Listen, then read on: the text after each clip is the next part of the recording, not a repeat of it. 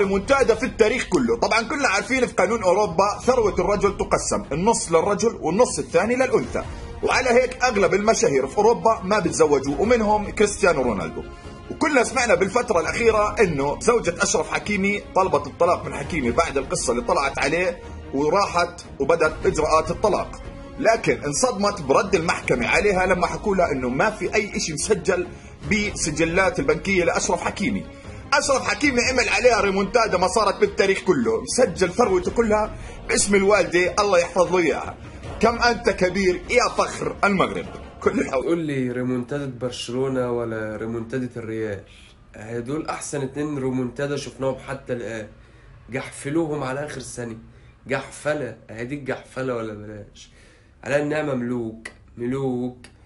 الرجالة ماشية بمبدأ 2 مالهمش امان، الفرامل والنسوان. كيد النساء عظيم. بعد ما قررت زوجة حكيمي تنفصل عنه راحت للمحكمة تطلب نصف ممتلكات، وانتوا تعرفوا تقريبا راتب حكيمي في الشهر يصل الى $1,000,000، فتقريبا لو كسبت القضية راح يروح لها نص المبلغ. لكن اشرف حكيمي سوى ريمونتادا وخلى ممتلكاته كلها باسم امه. عشان تعرفوا يا جماعة، امك ثم امك ثم امك، لان النساء ما لهم امان، بس مو الام الزوجة. في موقف جميل عجبني من اشرف حكيمي. اللي ما يعرف، اشرف حكيمي ينفصل عن زوجته السابقه، وزوجته السابقه رفعت عليه دعوه طلاق، وبعد دعوه الطلاق رفعت عليه دعوه عشان تاخذ نصف ثروته. ليش تاخذ نصف ثروته؟ لانه عند الغرب لو مثلا رجل وامراه تطلقوا من بعض، الامراه تاخذ نصف ثروه الرجل، عشان كذا جالسين نشوف دون ما تزوج جورجينا. فالمهم زوجته رفعت دعوه انها تبغى نصف ثروته، ولكن اتى الرد من اشرف حكيمي. ابو اشرف حكيمي ما عنده ثروه، انا اللي ثروتي اللي معي ما هي لي،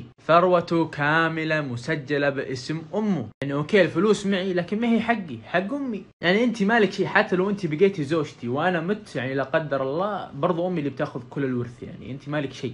شيء جميل من اشرف حكيمي، كسر عينها، ويقولون انه مسوي هذه الحركه مو عشانها، من قديم مسويها. كلنا عارفين علاقه اشرف حكيمي وامه جميله جدا. كسر عينها حرفيا. تبغين فلوس؟ ما معي فلوس. كيف ما معك؟ ما معي فلوس. فلوسك وين؟ مع امي، انا ما معي فلوس. تحيه يا اشرف. بعد ما تم اتهام أشرف حكيمي بقضايا خاطئة، قررت مرته انه بدها تتطلق منه، وطلبت المحكمة انه بدها تحصل على نصف املاك أشرف حكيمي.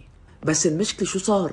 المحكمة برأت أشرف حكيمي وقالت له انه ما بيطلع لك شيء من املاكه لاشرف حكيمي، لانه من الاساس ما عنده املاك، لانه كل املاكه متبرع فيها لامه.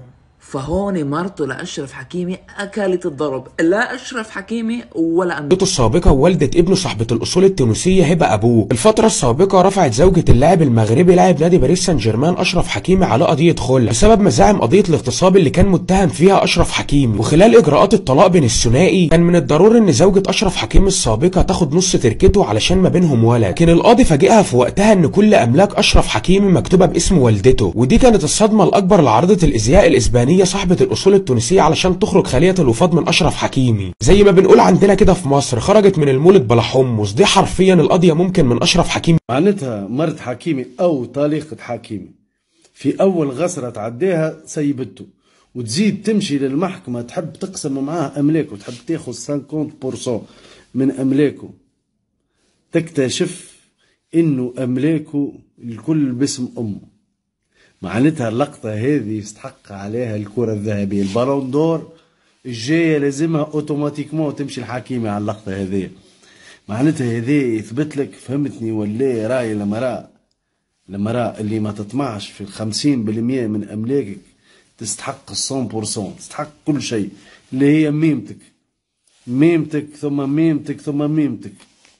السلام عليكم.